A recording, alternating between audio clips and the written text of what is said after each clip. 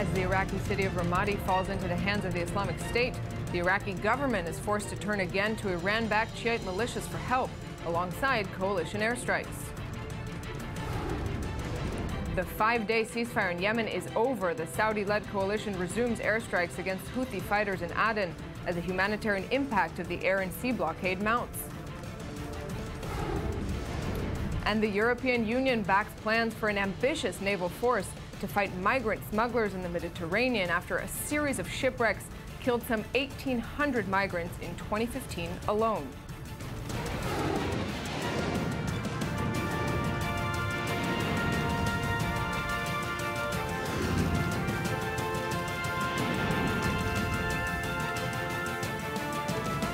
Good evening and welcome to the news today. For months, the conversation on the fight against the Islamic State has sort of veered from one key point to another, from the city of Kobani on the Syrian-Turkish border to Mosul in Iraq. Now it's centered around Ramadi in Anbar province, where American-led airstrikes have failed to save the city from IS, now its biggest victory of the year. Before we discuss, here's correspondent Shai Ben-Ari with more on the thousands of Shiite fighters descending upon the city to fight for the Iraqi government. It's a dynamic that has come to typify the war against the Islamic State terrorist group. After months on the defensive, with various gains made by the international coalition battling the jihadists, IS achieved a sudden major success with the capture of the city of Ramadi in Anbar province Sunday, only 112 kilometers west of Baghdad. The fighting in the Sunni-dominated city has been going on for months, but an intensification in recent days, including a string of suicide bombings, saw the Iraqi army run from the city, despite statements claiming it would not be allowed to fall. At least 500 people are thought to have been killed in the latest round of fighting, with between 6,000 and 8,000 fleeing for their lives. Hundreds are now stranded in the desert, having been denied refuge in other cities. Chaos, violence, and terror spreads on the streets. Shells and bombs landed randomly on houses. There are new reports that many families have been killed. Women were seen running in the streets. General Lloyd Austin, chief of U.S. Central Command, was in Baghdad Monday for a meeting with the Iraqi defense minister, who is eager for more coalition airstrikes. American officials attempted to convey optimism. It is possible to have the kind of attack we've seen in Ramadi, but I am absolutely confident in the days ahead that will be reversed. But in terms of boots on the ground, the Iraqi government is now left with little choice but to turn once again to Iranian-backed Shiite militias to retake Ramadi. Iraqi Prime Minister Haider al-Abadi was hoping to avoid using the Shiites in Ramadi for fear of a sectarian backlash from the region's Sunnis, but it appears he is out of options. Reports on Monday noted a Shiite paramilitary force had already reached an army base in the vicinity of Ramadi. The Iranian defense minister was also present in Baghdad Monday. IS often attempts to portray itself as the defender of the region's Sunni Muslims in the face of perceived Shiite aggression.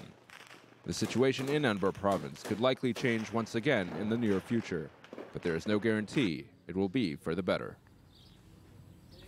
And with me to look at what's really going on in Ramadi and really in the broader fight against the Islamic State is Dr. Anat Ochberg-Marom, an expert on global terror and senior Middle East analyst Ali Waqid. Good evening. Thanks both very much for being with me. Ali, I want to start with the U.S. because we just heard Kerry in the report from Shai Ben-Ari saying we are absolutely confident. And those are some pretty strong words given what might be happening on the ground in Iraq and in Syria. If we're looking a little bit at the bigger picture, is the U.S.-led coalition working or failing?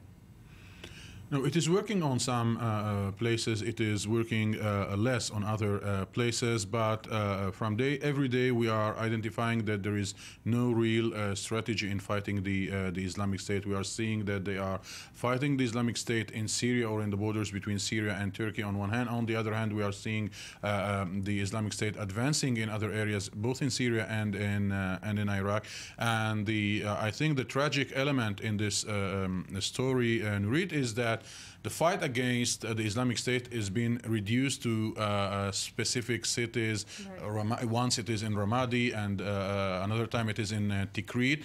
Like the story is about the control of this city or that town, and not a strategic vision and not a strategic policy of the international community, of the United States and its allies, and of the Arab countries against the Islamic State with the Iraqi government. And this policy policy. I think it is playing to the hands of the Islamic State. The Islamic State is succeeding to decentralize its apparatus. The killing of a leader here or the killing of a leader there is not doesn't have any impact over the shape of the Islamic State and the fact that you can beat him there, the organization there, but it will progress in another place. This is exactly the point that I wanted to raise and mentioned in opening, is that you see these key battles and it's hard to get a sense of really what the bigger picture is. When you see a little bit of a win here, a little bit of a lose there, what about on the Iraqi side, if we're talking about broader strategy? Is that a failure as well? I would say, even proceed what you say, is there is a huge dichotomy that we may put between the declarations, the international of confidence, of high estimation of themselves or their priority, the U.S. as well as the Iraqi.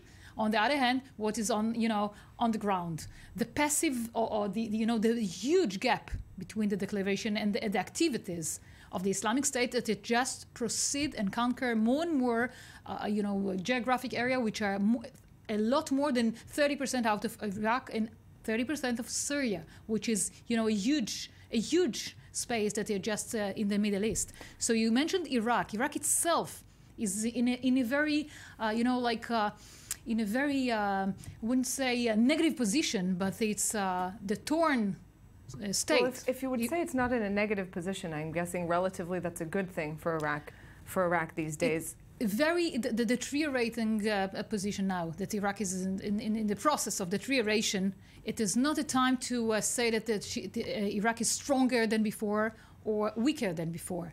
The reason that the Islamic States just continue and proceeding with its... On this point, on the Islamic State, we're talking now, we've talked about a little bit the American strategy, the Iraqi government strategy. What about the Islamic State? Because certainly they have a strategy and it seems to be doing well.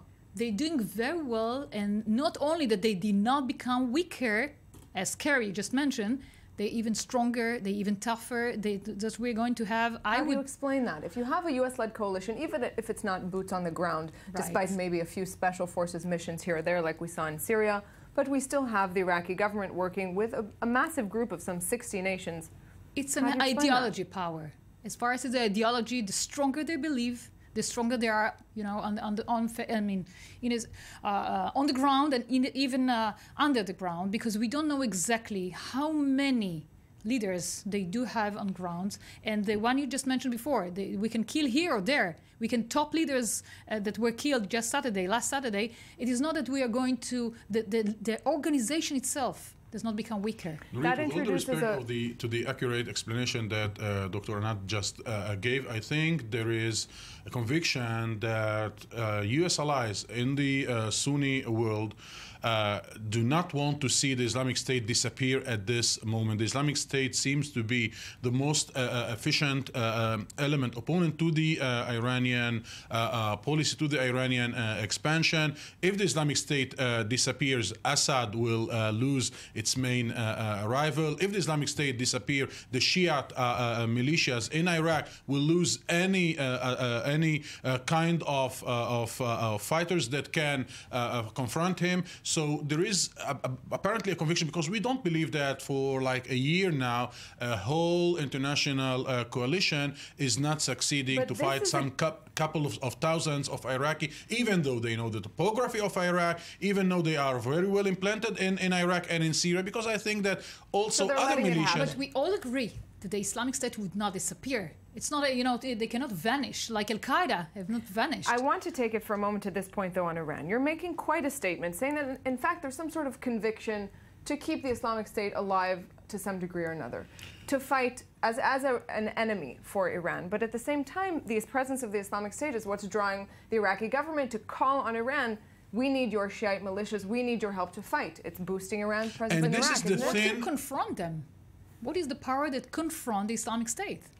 Nurit, there are reports about headquarters of the Islamic State within Turkey. There are reports that Turkey is allowing the Islamic State to freely pass between Turkey and Syria, between Turkey and other places. And Turkey is an important ally, although it is not a direct member of the international coalition against the Islamic State, but it is an ally. It is an ally that I don't understand what alliance is that. On one side, they are giving some support to the international community. On the other hand, they are giving all the facilities capabilities needed to the Islamic State, and we saw it in Jisr Shuhur in Syria without the help of the Turkish Air Force. The Islamic State would not have marked all the successes they did in the last couple of weeks in Syria. Before we move back to ideology, which I want to do, the Iranian defense minister is today in Baghdad.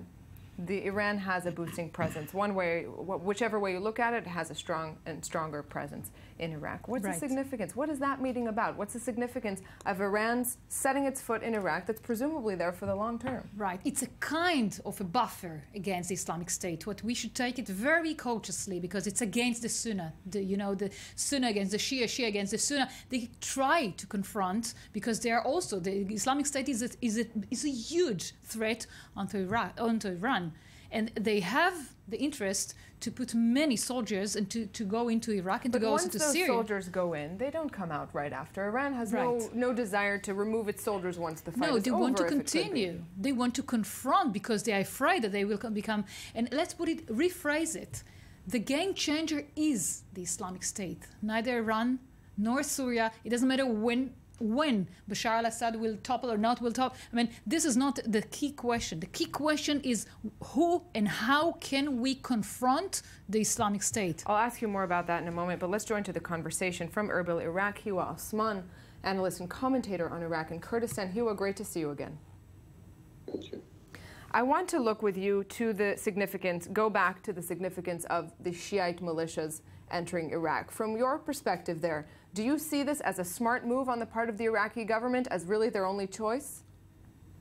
First of all, the Shiite militias did not enter Iraq. The Shiite militias were in Iraq to start off with, and they were just formed as a result of the lack of capability of the Iraqi army. The Iraqi army was unable to defeat ISIS, was unable to defend large parts of the country. So as a result, the Shiites of Iraq felt the threat, and the Marja'iyya, the Grand Ayatollahs of Najaf, issued the fatwa urging all Shiites to join the popular mobilization movement and in order to defend their holy shrines and defend their communities. And I think this is, and with every day that passes, it is becoming clearer and clearer that the Iraqi army is unable to do the job of a proper army. Exactly on this point, then, how would you describe the status at this point of the Iraqi government itself? Iraqi government at this stage is in deep trouble, I would say. And this is much to the satisfaction of the former Prime Minister, Nouri al-Maliki, I think. Because with the new Prime Minister, Mr. Haidar al-Abadi, many Iraqis were hopeful that he will be different, he will make a change. But it seems that, especially with the fall of Ramadi and Anbar, the opponents of the current Prime Minister will say, look, he is no different from the previous one. He also failed on the security portfolio. So as a result, the Iraqi government today, militarily, security-wise, is no better. Hiwa, there's a lot of criticism we hear and that we discuss often in this studio, that you have Western leaders coming into these fights, predominantly Western leaders, and sort of misunderstanding the reality on the ground. Of course, this is a big criticism of the American administration, whether it's in Iraq in 2003 or today. What would you say from there is being misunderstood? This is precisely it. I mean, to many of these Western leaders who invite our leaders to go to the Western capitals, or those who come and visit Iraq and Iraqi Kurdistan, they still see Iraq as one strong, united country. And in reality, it's not. They see, as one leader said, Iraq looks from the sky united, but if anybody wants to test the unity of Iraq, they should take a car from Erbil to Mosul to Baghdad. If they can do this journey safely, then Iraq is united. But today, if you cross just outside Erbil, get into the ISIS checkpoint, you'll be beheaded. If you are a Shiite who gets into ISIS territory, they get beheaded. If you are a Kurd who goes to ISIS territory, you'll be beheaded. And if ISIS is controlling an area, that nobody else is managing. It's almost no bigger than third Iraq. Hiwa Osman in Erbil, Iraq, thank you very, very much for being with us. And a last question, he mentions Iraq is not united, and this is what Western leaders don't understand. But this is precisely what the Islamic State does understand and feeds off of. Exactly. This is the this is the soil for the Islamic State to grow up and to capture and to seize many areas around. This is the scattered Iraq and scattered Syria that make very pleasant, would say, like in quotation, for the Islamic State to grow up. Dr. Nat Ochberg Marom Ali Waked, for now, thank you very much for this. We'll have more to discuss in this conflict in coming months, I believe. Thanks very much for this for now. Moving to another conflict in this region, Saudi-led forces resumed airstrikes operations in Yemen after the 5-day ceasefire ended late on Sunday. Yemen's foreign minister has blamed Iranian-backed Houthis for the failure to renew the truce. Eli Ochenberg reports. As the 5-day humanitarian ceasefire expired Sunday night, the Saudi-led coalition resumed airstrikes in Yemen Monday due to what the Yemeni government say was a violation of the truce by Houthi rebels and their allies. Despite the UN plea to extend the truce, the coalition is not considering any new offer at the moment, but its airstrike will avoid Sana'a Airport, the port city of Aden, and Hudaida seaports in order to allow aid to get to the war-struck areas. We thank the United Arab Emirates because this is the first relief ship from the Gulf Cooperation Council nations, and we thank King Salman for his efforts, but we need more food and staff, and may the aid continue. Unexpected support for stretching the truce came from Tehran, which backs the Houthi rebels, as Iranian Foreign Minister Mohammad Javad Zarif called for an extension while slamming the UN for failing to fulfill its duties in Yemen. People of Yemen continue to suffer, and it is high time for everybody, particularly the United Nations, to take the lead in establishing areas that are open to international humanitarian assistance. Washington also expressed support for extending the humanitarian pause, but noted that the maneuvers by the Houthis made it highly difficult. We know that the Houthi were engaged in moving some missile launcher capacity to the border, and under the rules of engagement, it was always understood that if there were proactive moves by one side or the other, then that would be in violation of the ceasefire agreement. Meanwhile, 2 Iranian warships have begun escorting a Yemen-bound Iranian cargo ship in the Gulf of Aden, which is expected to dock on Thursday, intending to break the Saudi-led coalition's blockade on the country. And in Israel today, a unique meeting of several security forces looking at the broader picture from the threat of Hezbollah in Lebanon to what we just discussed in the show, the Islamic State spreading across the Middle East. Here's Matthias Inbar and Shachar Peled with some of what was said today behind closed doors. Israeli police forces, military officers and internal security service agents got together to discuss one topic: how to guarantee together Israel's security. It was the first convention of its kind in Israel. First of all, I can tell you that it's much more excited to be the chief of police of Tel Aviv or the commander of the Amman than to be a legislator. But I think it gave me quite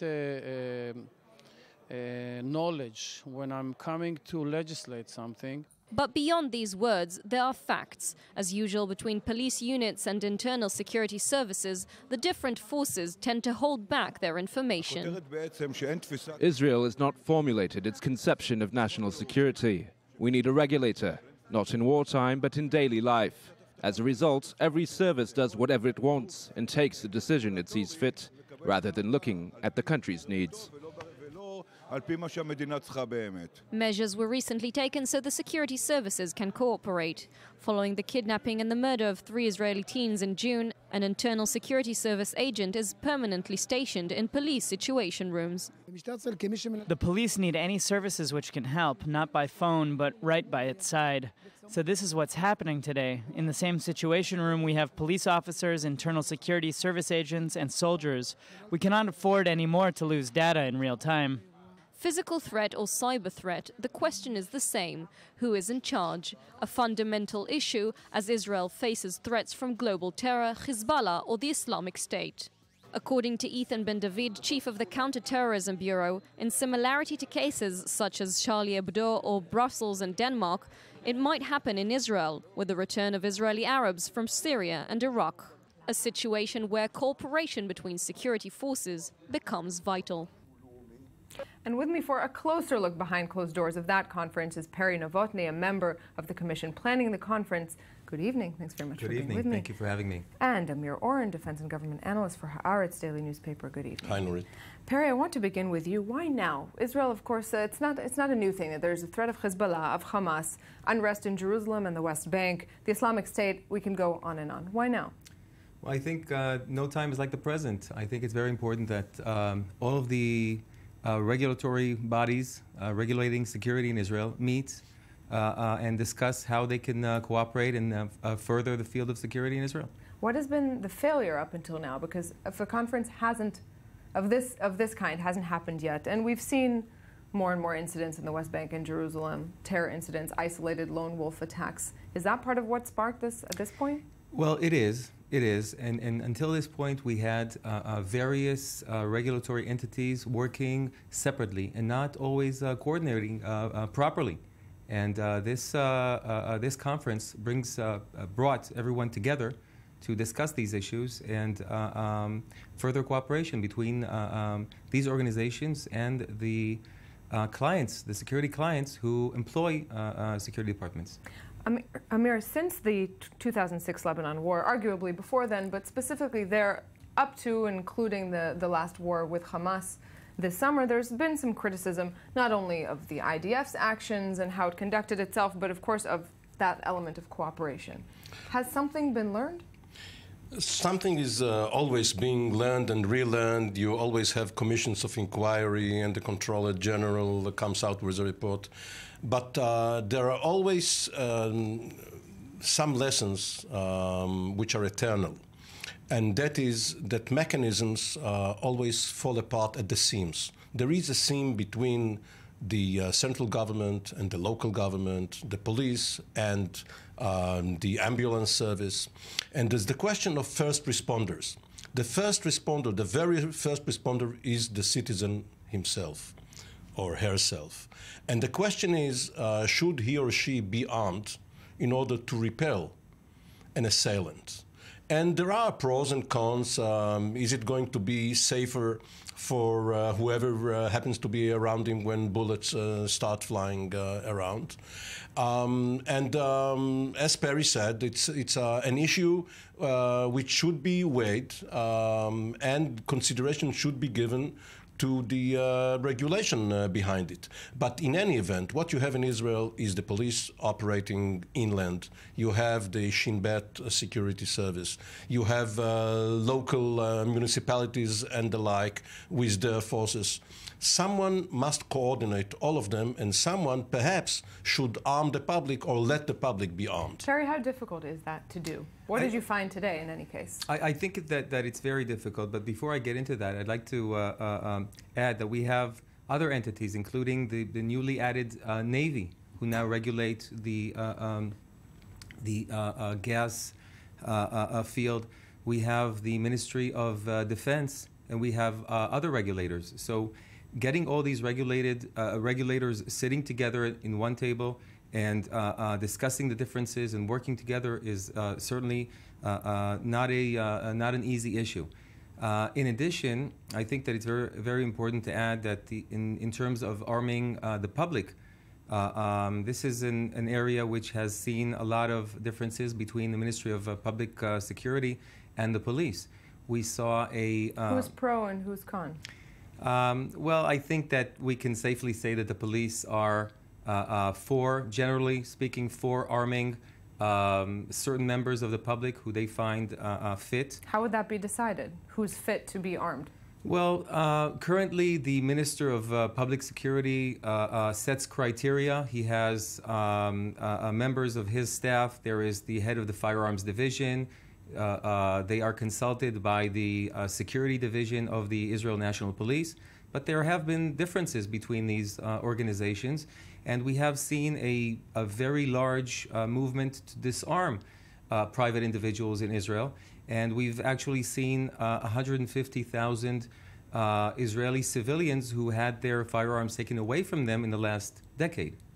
But you know, people who visit Israel are surprised and even amazed at the number of uniformed personnel, soldiers, conscripts. And to imagine civilians armed but in Europe, which is other, also dealing with lone wolf attacks, it's hard to imagine. That's true, but in other countries, soldiers leave their arms at garrison when they go on leave. Now in Israel, they take their long arms, rifles. These are not handguns. They are not going to be effective when they happen upon a terrorist.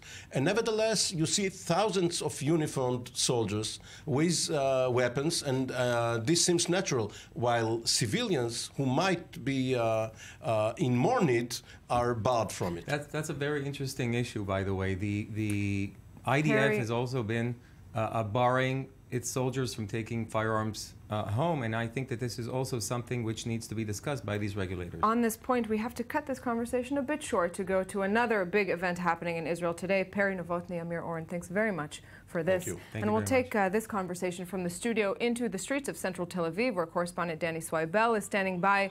We've seen weeks of protests from the Ethiopian community over police bias, police racism, police brutality. Danny, I understand the march is underway. What can you tell us from there? Well, Narit, originally we thought that the heat, there's very intense heat today in Tel Aviv. We thought that deterred a lot of the protesters. Earlier, there was only about 200 protesters that had showed up. They thought that it was problems perhaps with transportation. But now, over the course as the night has progressed, now we're seeing several hundred more people have joined the protest. This is in support of the Ethiopian community of Israel that are numbering in about 135,000 here. And they spoke with Netanyahu, the prime minister, yesterday, and they said, we want to be heard. We want the racism that's institutionalized in this country to stop, and we are going to continue to keep these protests going until we see some changes within the society. Have you gotten a sense, Danny, there have been a few meetings with Prime Minister Benjamin Netanyahu over the last couple of weeks. Have you gotten any sense from the protesters there what their demands are, if they have been at all satisfied by the response of the government?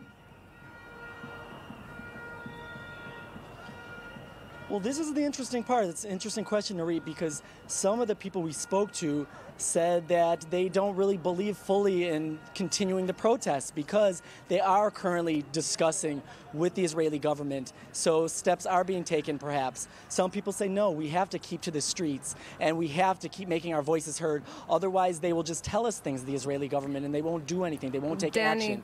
Again, many of the Ethiopian community still live under the poverty line and they want changes. Danny Swaibel in central Tel Aviv at the protest. Thanks very much for this update. And we're going out for a 2-minute break. 2 minutes. We'll be back with much more news. Don't go anywhere.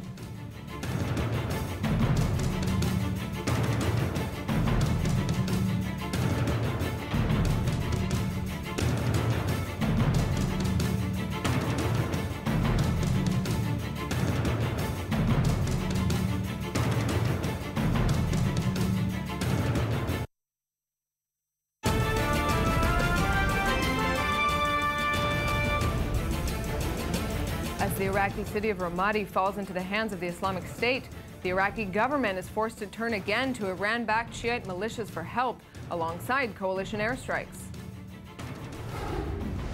The 5-day ceasefire in Yemen is over. The Saudi-led coalition resumes airstrikes against Houthi fighters in Aden as the humanitarian impact of the air and sea blockade mounts. And the European Union backs plans for an ambitious naval force to fight migrant smugglers in the Mediterranean after a series of shipwrecks killed some 1,800 migrants in 2015 alone.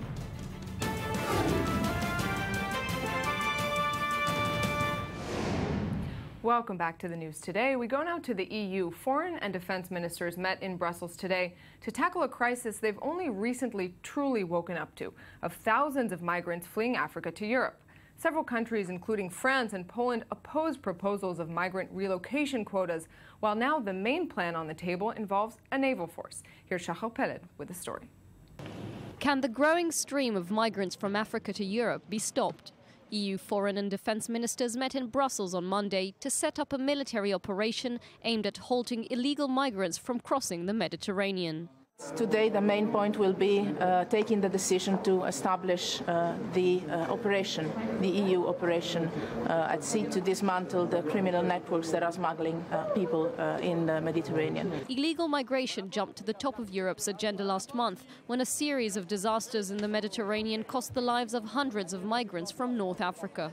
The crisis has shocked the European Union into pledging more money for rescues and more resources to stem the flow of migrants. The Royal Navy is already saving lives at sea, but we need to agree action today to get after the criminal gangs and to disrupt the trafficking networks. That means gathering much more intelligence on how these networks are organised and doing more to help the countries where the migrants come from. The EU is seeking the agreement of the United Nations Security Council and is drafting a resolution to approve the operation under Chapter 7 of the UN Charter, which allows the use of force and would authorise the EU to intervene on the high seas in Libyan territorial waters and coastal areas to seize vessels. Meanwhile, the European Commission is planning legislation before the end of the year to ensure the burden of housing immigrants is shared across the bloc, according to binding quotas based on such criteria as economic health and population. However, several countries reject the plan, including the French, who prefer to aim for a European system of border controls. The opposition to quotas will leave the Commission with a political problem and will prolong the decision-making process as more people suffer from the dangerous seaborne migration. And joining me from London is Elisa Di Pieri, Europe researcher at Amnesty International. Elisa, good evening. Good evening. So Amnesty International, we've spoken a couple of times about the subject, has done a lot on this issue. How do you view this new EU plan to target smugglers with a naval force? Is it smart? Is it going to be effective? Well, we have welcomed overall the shift in the European agenda on migration towards dismantling Fortress Europe.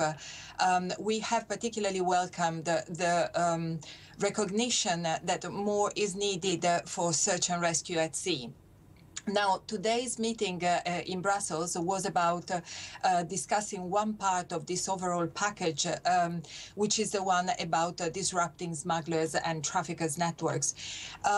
In our view, it is essential that this effort does not distract from the priority of saving lives at sea. In particular, the boats, the extra boats that have been pledged and that some of which are already operational and saving lives, are not diverted to combating smugglers' networks because that would put lives in danger. Elisa, presumably this is not going to go into effect right away, and it's going to take some time to use a naval force to target smugglers effectively. In the meantime, we see shipwreck after shipwreck, and we see really only Italy putting its forces out there to take care of the problem in any measure. Does it look from all these conversations, from this crisis, that the rest of the EU is sort of willing to pitch in to deal with the crisis that's actually happening today? It's been an uphill struggle. We were heartened by the offers that have been made by the UK and Germany, for example, who have already delivered ships in the Mediterranean. Of course, there is now a recognition that the level of assets at sea and very much near Libya, where most of the calls from boats in distress come, needs to be at least at the level of Operation Mare Nostrum last year. So we are hoping that countries will keep to their pledges of maintaining that level and maintaining it along the main migratory routes where people are at risk. Elisa Di Pieri, thank you very much for being with us. Thank you. And from the migrant crisis in the Mediterranean to another in Southeast Asia, tens of thousands of the minority Rohingya Muslims have fled Myanmar across the Bay of Bengal for years, joined by economic migrants from Bangladesh. International criticism has stepped up recently, with some 3,000 migrants swimming to shore or rescued off of Indonesia, Malaysia, and Thailand in just 1 week. Myanmar today again avoided blame, however, for the crisis stemming from its country. And moving to Macedonia, a scandal over wiretapping revelations has brought tens of thousands into the streets in anti-government protests today, with some camping out in front of parliament as political leaders meet in hope of calming the crisis. Ellie Ochenberg with the latest. as tens of thousands of people headed to the streets of Macedonia's capital in an anti-government protest following revelations claiming that the government illegally wiretapped 20,000 people, the country faces one of its deepest political crises. After the crowds packed the central avenue in front of Prime Minister Nikola Gruevski's government office, opposition supporters launched a sit-in, demanding the Prime Minister's resignation. My dear friends, nothing else Nikola Gruevski can do only to leave this government building. We decided, and we are determined, all the friends here and those behind us, we will stay till the end, until the resignation of Gruevski. The crisis rocking Gruevski's 9-year conservative rule was triggered by a wave of embarrassing revelations against him and his ministers contained in taped conversations that appear to expose tight government control over journalists, judges, and the conduct of elections. It was followed by the release, from the opposition, of secret recordings which appear to show ministers plotting vote rigging and the cover-up of a murder. Gruevski denies the allegations, claiming most of the wiretapped recordings were made by an unnamed foreign intelligence service in an effort to bring down his government.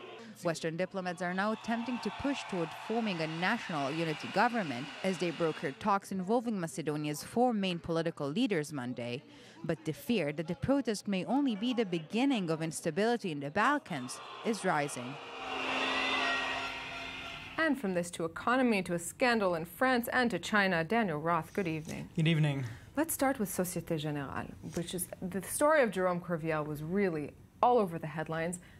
And he was a sort of, I don't want to say scapegoat because he was apparently responsible, but he's not alone, apparently. Well, so this is the big question everyone's been asking for years now. Is he a scapegoat? Is it a systemic problem? It seems now it's coming out from the police, from investigators, that this is a systemic problem. It's also been coming out for years from professors, from analysts.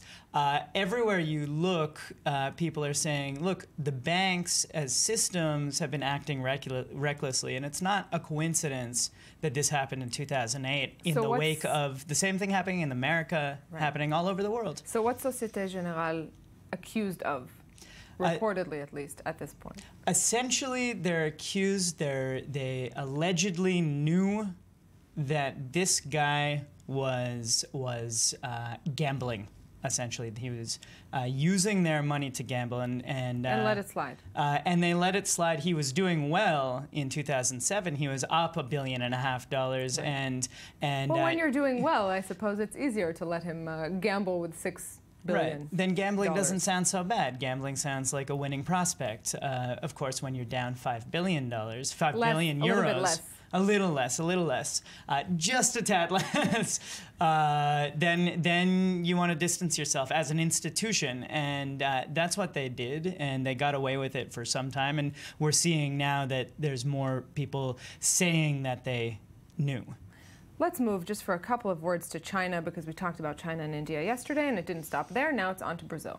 Yeah, so China is in Brazil. They've just committed to investing about $50 billion in infrastructure in Brazil. This is after news of a deal in Nicaragua to build a competing canal to the Panama Canal. This is after China just became the world's leading oil importer. This is after reports that China actually owns almost all of the oil in Africa. This is maybe an overstatement, but China, even though their growth is slowing, is finding itself all over the world, invested everywhere and influencing everywhere. As we hear over and over again, China's relative slowing growth, it's not so bad. Right, absolutely. 7% last quarter. Daniel Roth, thank you very much for this. Thank you. And we're moving to the Israeli coalition that, after being sworn in, is now becoming more well-formed. Israeli Prime Minister Benjamin Netanyahu has made another appointment. Interior Minister Silvan Shalom will be in charge of peace talks with the Palestinians and dialogue with the United States. Shalom is a veteran member of Netanyahu's Likud party, and in previous governments held the posts of foreign minister and finance minister. In the past, he also opposed the two-state solution to the Israeli-Palestinian conflict. And staying in Israel, last night on the show, we brought you images and some conflicting perspectives on Jerusalem Day, marking the unification of the city under Israeli rule after the Six-Day War. Over the years, the day has become associated with tension and violence on the streets, But I-24 News correspondent Shai Ben-Ari was in Jerusalem yesterday to also get a sense of the atmosphere from another angle. It was supposed to be a celebration, Jerusalem Day, an Israeli national holiday meant to mark the capture of East Jerusalem in 1967 and the city's unification under Israeli sovereignty. But nothing in the Holy City is ever that simple, and this year was no exception. The tension was palpable on the streets of Israel's capital, with much of it focused on this location, Damascus Gate, one of the main entrances to the Old City in East Jerusalem. This is where thousands of Jewish nationalists choose to enter the Muslim quarter as part of an annual flag-waving march. Before, we were not allowed to go. Any of this area was all Arab territory. It was Jordanian, right? So I think this is where history happened. I think this is exactly where this is where it needs to take place. Hours before most of the Jewish marchers arrived, Palestinian residents of the surrounding neighborhoods approached the gate, protesting what they see as a provocation by Israeli right-wing groups. Israeli security forces present were eager to separate the rival sets of protesters, by force if necessary. This man was tackled by a border policeman for waving the Palestinian flag. Reporters and photographers also found themselves in the fray. Not far away, near what is known as the New Gate, leftist Israeli protesters held their own protest against the nationalist march, engaging in shouting matches with the right-wing activists. These activists, who belong to the Tag Meir Forum, took an original approach, suggesting that the marchers hand out flowers to Palestinian residents of East Jerusalem. We think it wasn't smart, and it's not smart, to go through the Muslim quarter of the Old City. There is another way to celebrate. As the bulk of the Jewish marchers arrived at Damascus Gate, there were few Palestinians left in the area, the way cleared for the march.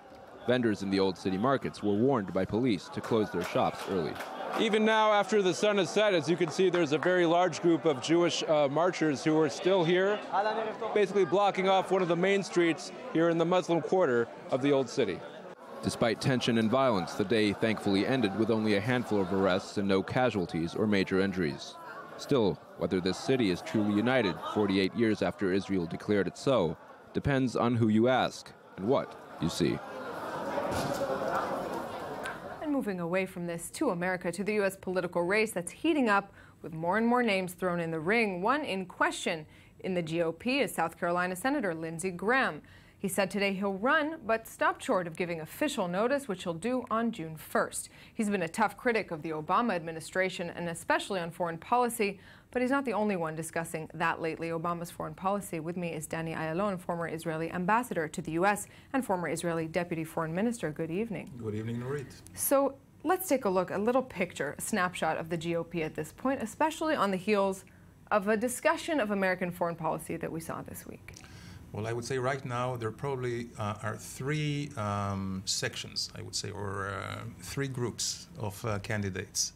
The front runners, clearly, Jeff Bush is one of them, but also Mark Rubio and probably Scott Walker from Wisconsin. They are kind of all-round candidates which really have name recognition, have record. Bush especially. Especially Bush, which can be both ways. Is it positive or negative name recognition is the But question. in the beginning, the name recognition is very important. That's why he's up high in the polls. Mark Rubio is very charismatic. Governor of Wisconsin, Scott Walker, has a very good record in running the state, 3 times governor. He was really a lightning rod for the Democrats who tried to depose him, but they couldn't. So he's a very strong candidate. And then you have some which kind of represent what used to be called the Tea Party. Right. You have Ted Cruz, you have Huckabee, maybe Governor Perry, former governor of Texas, which people still do not take them very seriously. I mean, in the Republican Party, they certainly have some clout, but it seems to be always the case that it's just not enough to get into the mainstream. Absolutely. Among them, of course, you have Rand Paul. And then you have the group of others like Carly Fiorina, former executive, president of. Nice to see a woman in very the GOP nice, race. yes. I have to see. And I must tell you, she's a very good speaker. I've met her, I've seen her, and she's quite impressive. You have Ben Carson, also outside of politics, a cardiologist.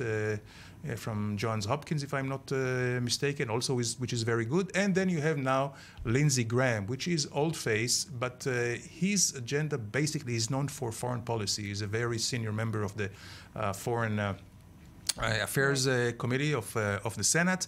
I think he was very wise to kind of keep it questionable and keep some I'm running, but I'm not reservation. definitely running, and I'll let you know in a Right. couple of weeks. He's waiting to see if there will be some big money behind him.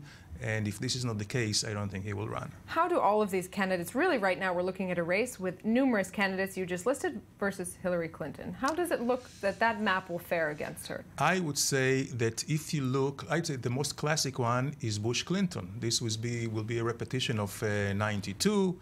An odd deja vu. Odd deja vu. I would say that many Americans are really very frightful about it because they say tired of it? Because that's the question. Yes. After a series of not so successful, at least foreign policy moments for the United States from really 2001. I chastise some of my friends, Americans in Washington, that they would have a hard time to convince the world that the United States is not a monarchy if Bush Clinton run against each other again. But that would be a very interesting run, and I cannot predict Bush Clinton because it can go both ways. But I think that the Republicans may have a better chance if they have somebody like Walker or Rubio against Clinton. We already saw the gist of their campaign. The people of tomorrow, young, energetic people of today against the past. Against Jeb Bush, who may have retracted, but for a moment there supported the Iraq invasion. This is why they're actually, it's a double sword. It's a double-edged campaign that they have, both Rubio and Walker. The people of tomorrow against Bush inside and against Clinton in the general. And we'll see which will be a liability and which an advantage. Danny Ayalon, thanks very much for this. An interesting race ahead. Moving now to Waco, Texas, police there are calling it the most gruesome crime scene they've seen in decades. Today they're investigating what led to a deadly fight at a meeting of rival motorcycle gangs at a crowded restaurant. And already 192 people have been arrested on charges of engaging in organized crime. More from ABC's Bazi Kanani. Investigators say this Waco restaurant was packed with up to 200 bikers, members of at least 5 rival gangs who were trying to work out a turf dispute when something ignited a fight. One of the officers that was here said it was absolute complete chaos when they pulled up on scene. I just got a call from passerby. They were going by Twin Peaks, thought they heard a gunshot, looked over and saw a lot of people running. Knives, chains, and guns in the fight. Police on scene also opening fire on armed bikers. It was really, really scary. I crawled back towards the freezers with a lot of the waitresses and some other people who were there. The deadly brawl spilling into the parking lot of the Twin Peaks restaurant just after noon as families gathered for lunch at another restaurant right next door. I saw bullet holes in cars. I saw windows shattered out of cars. There are police officers' cars that have been hit. It is amazing that innocent civilians were not injured here. Police say, incredibly, all of the 9 people killed and 18 injured were members of the biker gangs, officers and bystanders escaping shaken but unscathed. Police detained more than 100 people for questioning and made several arrests. This morning, they have increased security around Waco, concerned about the possibility of another violent outbreak among criminal biker gangs. Bazi Kanani, ABC News, Washington. And tonight after the show on Insight Magazine, an exclusive look into the investigation of the death of Argentine prosecutor Alberto Nisman. Last January, he was found dead at his home a day before he was set to testify against the country's president. And the big question still remains, was Nisman's death a suicide or not? Carlos Gurovich went back to Buenos Aires to try to find out. Buenos Aires, Argentina. In the neighborhood of Puerto Madero is an exclusive apartment complex called Le Parc. The night of January 18, 2015, it would be the scene of an event that would shock Argentina and reverberate around the world. At midnight, prosecutor Alberto Nisman, in charge of the investigation of the AMIA bombing in 1994, was found dead in the bathroom of his apartment on the 13th floor. Alberto Nisman was appointed special prosecutor in 2004 by former President Nestor Kirchner to investigate the terrorist attack that killed 85 people.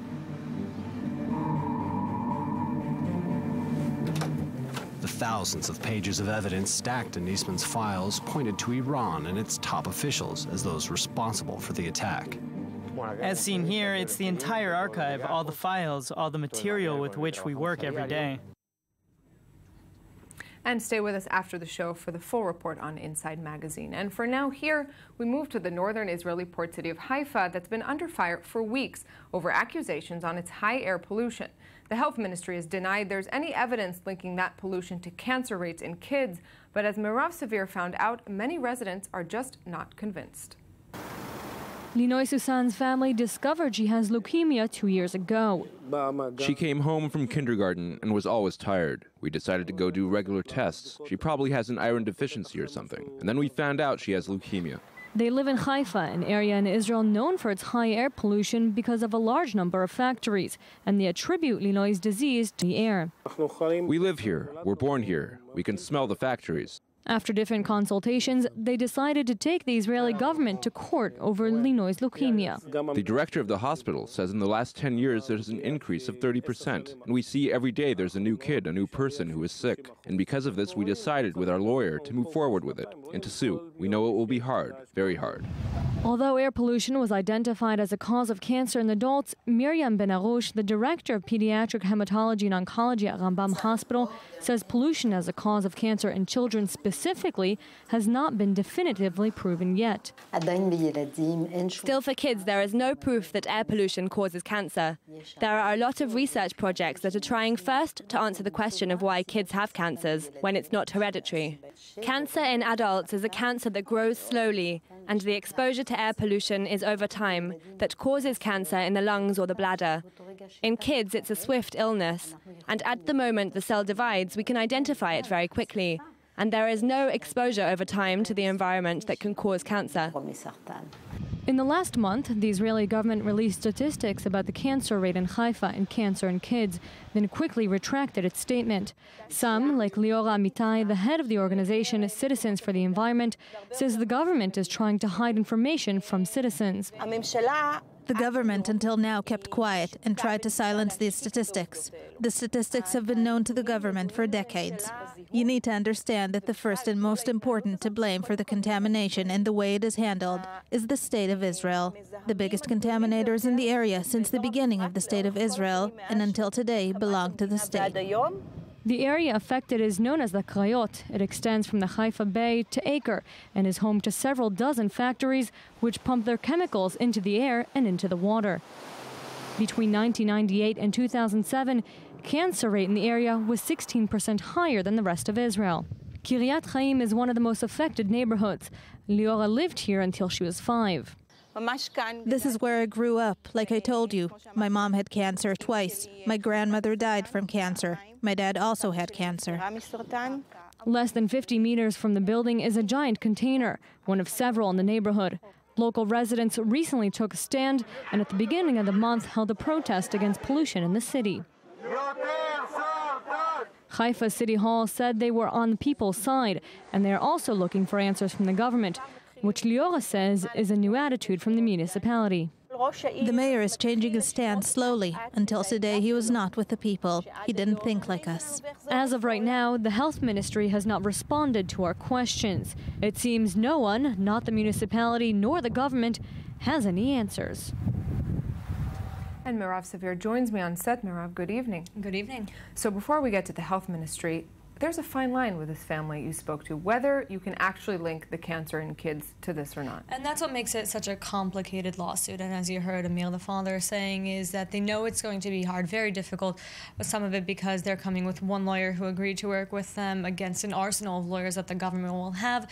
When I spoke to them yesterday, less than a week since they have filed the suit, they have not gotten a response yet. But it's a very fine line between the fact that air pollution is a suspected cause to a proven cause. And as you heard Dr. Miriam Ben Arush saying that there is a proven link between cancer and air pollution in adults, but it's tougher to prove in children. That's what makes it harder. As at the moment, there is no proof of the sort. There have come out different studies saying, yes, there's a connection between air pollution, but again, nothing concrete, no evidence. It makes it so much harder. But as you said, as you heard Emil say, they smell it in the air. They see the kids coming in, that they have this feeling, a gut feeling that, yes, and this is it. And you think that just the link with adults, if you know that for sure, that would be enough to put quite a bit of pressure on the health ministry. And the health ministry, where do they stand at this point? There was a statement, there was a retraction. They're kind of flip-flopping back and forth between the two. They have a lot of pressure that's being put on them recently, mostly from the media. Something Liora said to me when I was with her yesterday, that this is an issue that they've been dealing with for years. This did not pop up in the past 2 months. But in the past 2 months, more and more media started paying attention to it, and all of a sudden there's this added pressure. Absolutely, it makes all the difference, and we see it with everything, not specifically in this case. There's so much pressure that you saw on City Hall and the municipality. A lot of them were very against, saying that the mayor is signing with these factories, he's gaining from them, and that he's working against them. When we talked to City Hall, they said that they're working with the people, that they're also waiting for answers from the government. And again, as of right now, we still haven't gotten responses to questions that we asked the health ministry this morning. And Merav will, of course, update if and when you get those responses. An important story. Thanks very much. Thank you for this. And we're going out for a 10-minute break, an update from the news desk. When we're back, 50 years ago today, legendary Israeli spy Eli Cohen was executed publicly in Damascus, Syria. We'll sit down with his daughter on her story, on her memory when we come back. 10 minutes. Don't go anywhere.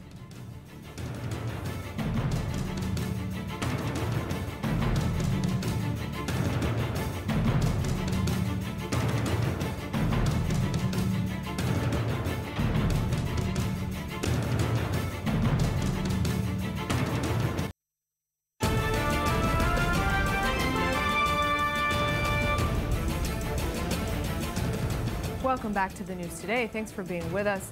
And we're moving now to an Israeli spy story that lives on even 5 decades later. Eli Cohen was perhaps Israel's most well-known spy, a Mossad agent sent to Syria who managed to infiltrate the political and military elite at the highest levels. 50 years ago today, after being arrested and convicted of espionage by a humiliated Syrian government, Cohen was publicly executed, hanged in a central square in Damascus. And joining me tonight in the studio is Sophie Ben-Dror, Eli Cohen's daughter. Good evening. Erev Tov. Good evening. So I want to first of all ask you, what do you remember from your father, of your father?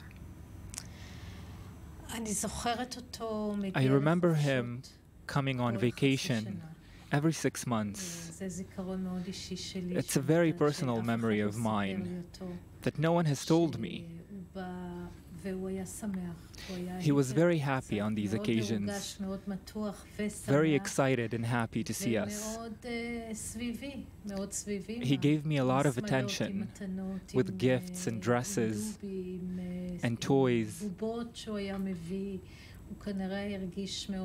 He must have felt very alone and felt a lot of guilt, so he compensated with lots of attention and love.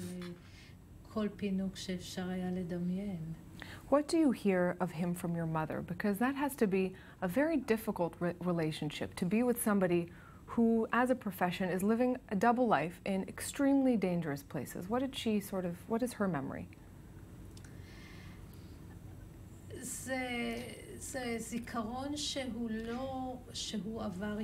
The memory was not really processed. It's not a spontaneous memory, what I remember from him. It's a memory that has been through a lot of thought.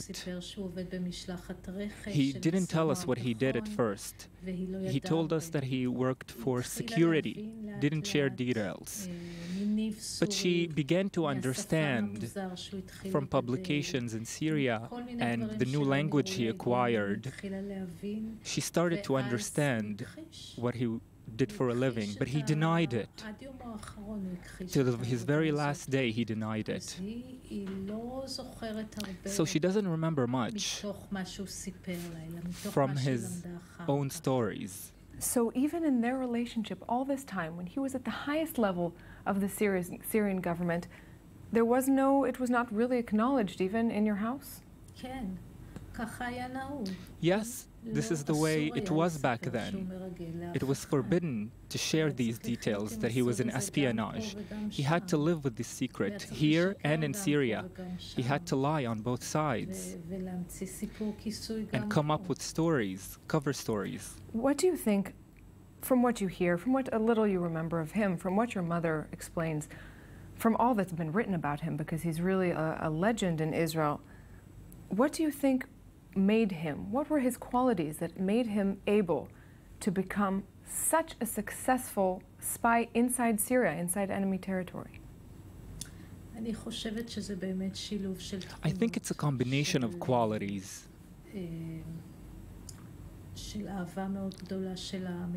His great love for the country, his willingness to give everything he had, an exceptional memory, and an ability to be well liked in any society.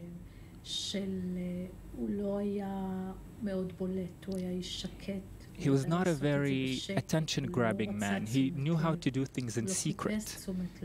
He didn't seek attention, and he was a perfectionist. This combination of traits and his bravery. Do you think anybody ever really knew him? I don't think so, but a lot of people would disagree. I live with this knowledge that no one really knew him. How would you like him to be remembered? Just today, 50 years after there was a ceremony held in his honor in Israel, clearly his memory lives on. How would you like him to be remembered down the line?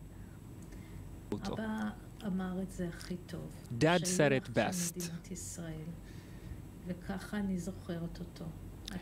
He was a messenger of the state of Israel. That's how I remember him. His modesty, his professionalism. These are the things that I remember of him, and these are the things I would like others to remember. Maybe taking it until today, of course, maybe not even at this level today, but these sort of operations continue, certainly in the Israeli Mossad. What would you tell the families of all of those secret people living double lives around them?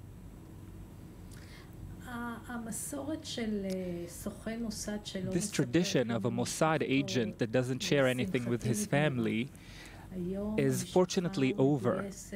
Today, the family knows and supports these people.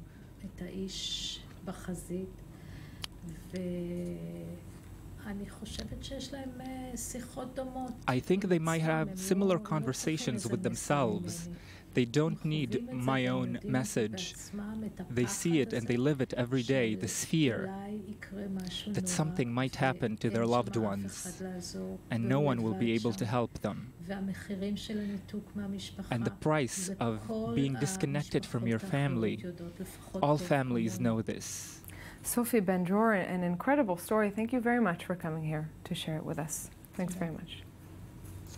And we're moving to a very different story. Over 90,000 foreign workers currently live in the greater Tel Aviv area in closed neighborhoods which have in effect become ghettos.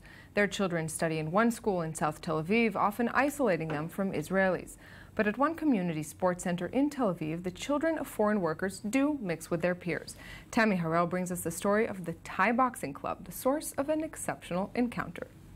אני סדריק, אני בן 14, שמפל אליאס דרה. קוראים לי טנטף ואני בת 12. אני נולדתי בישראל וההורים שלי באו מפיליפין. Je suis venu en Israël il y a 2 ans. בן 19 מתל אביב.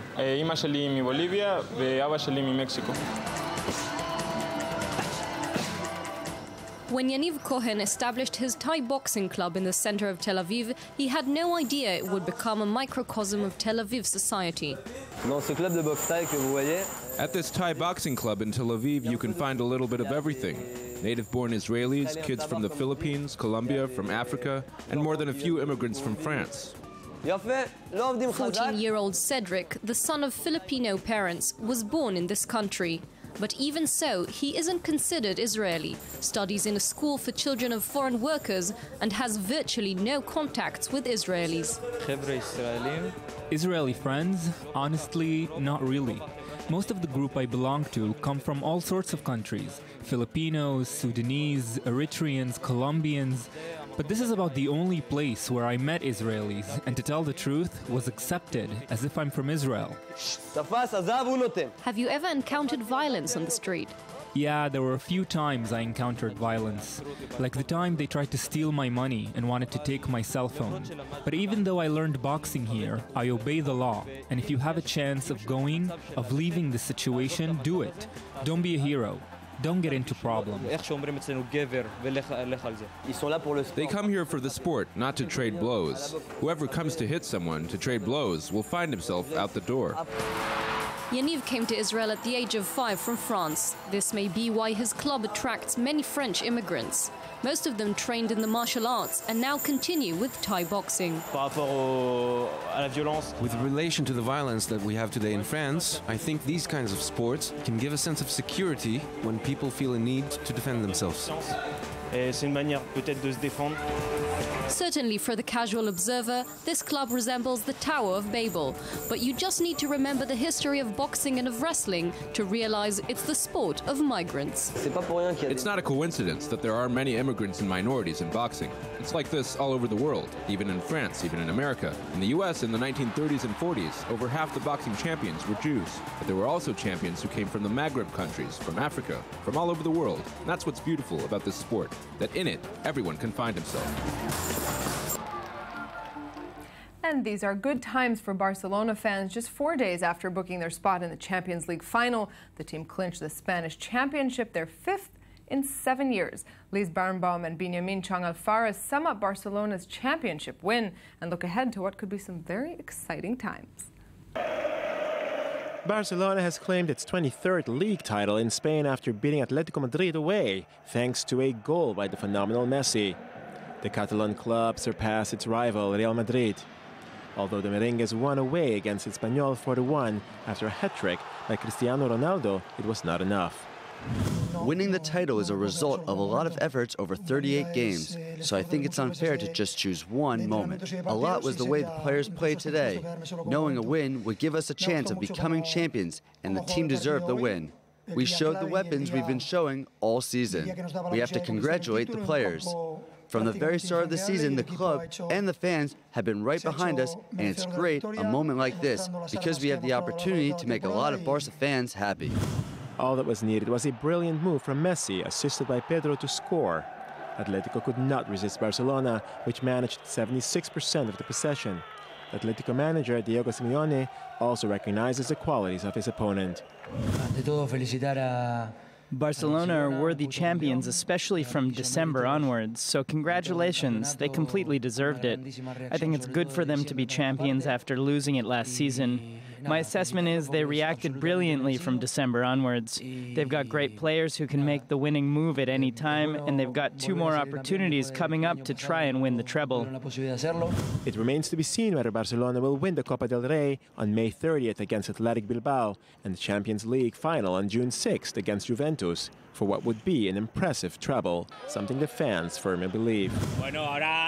This is only the beginning. We're not going to stop now. Then it will be the Copa del Rey and the Champions League. We will triumph in Berlin. If Barcelona does claim the treble, it would be a fine end to a special season for Luis Enrique's squad. And with me for some much-needed cultural relief is culture correspondent Shachar Peled. Good evening. Hi, good evening, Nurit. You have a lot for us. Yes, it's an end of an era, first of all. Mad Men ended. Shachar, no spoilers. No spoilers, I swear. The finale was yesterday. I won't spoil anything. I'll just say it addressed the major storylines of most of the seasons. And after 8 years and 7 seasons, we finally said goodbye to Don Draper and his colleagues and women. And if I may quote New York Times, it did say it was a fitting sign-off for the Emmy-winning series, which gave TV drama an air of sophistication and depth it doesn't strive for often enough. And indeed, this was a series of much sophistication. Many found it boring and quite slow, but others thought it was a masterpiece that not many TV dramas very true to brought. the era. There was a lot written about it, I remember, in the beginning. Very the depth true of to the era. From Exactly. The clothes to the design, which was always very much talked about, the colorfulness of the dresses and the apartments, and of course the storyline, which was once again, for some, very true to what really happened back then in the 60s and early 70s. Much pressure.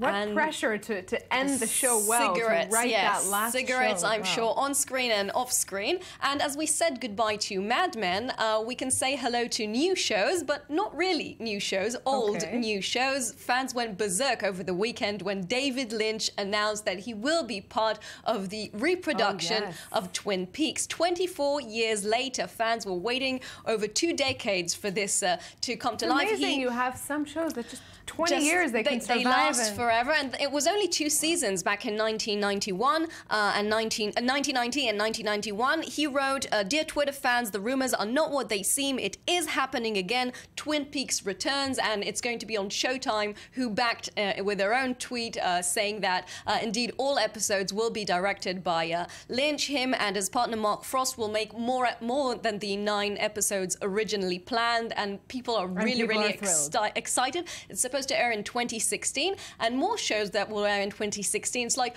all faces from the 90s are coming back. We've got the X-Files. Fox are bringing back Mulder and Scully. That's going to bring out the fans and the masses, I think, yes. This, once again, it's the 10th season, 14 years after the 9th one, bringing David Duchovny and Gillian Anderson back together. This was actually the challenging part because they're so busy now. 14 years later, they've become major actors on other TV shows, and they managed to bring them back January 2016. From it's going to be back to the exactly, and we can see Anderson in Hannibal and The Fall, where she plays completely different characters, and it's going to be very interesting to see them both together. And Full House is back again together. This is the one I'm embarrassed to say that I may or may not be most familiar with. And people are excited about this as well. You're not alone. It's going to be called Fuller House, and going to focus on the older sister, DJ Tanner, and also guest appearances with Uncle Jesse, John Stamos, of course. It's still unclear whether the Olsen twins will be back to reprise their role. They've since gone on to become billion-dollar moguls, yes, so they might be a little fashion busy and other stuff, but as we remember, we only need one of them. We don't need both. And we can move on to Cannes. Some news coming in from there. Final news from Cannes. It was Natalie Portman's directorial debut in the Cannes Film Festival. Everyone was waiting for it. It did receive mixed reviews. The film A Tale of Love and Darkness was considered her love letter to Israel, the country she was born. Guardian critics said it was a serious, well-made adaptation of Amos Oz's, the Israeli writer's book. But not everyone loved it. But yes, Israeli critic Uri Klein had very harsh words to say. Natalie Portman, I think she's doing okay. She'll be okay. He said she ruined the book. That's too bad. Thanks very much for this. We're going out for the night. We'll be back here tomorrow night with Lucia Arish for another edition of the News Today. Make sure to find us here. Have a great night.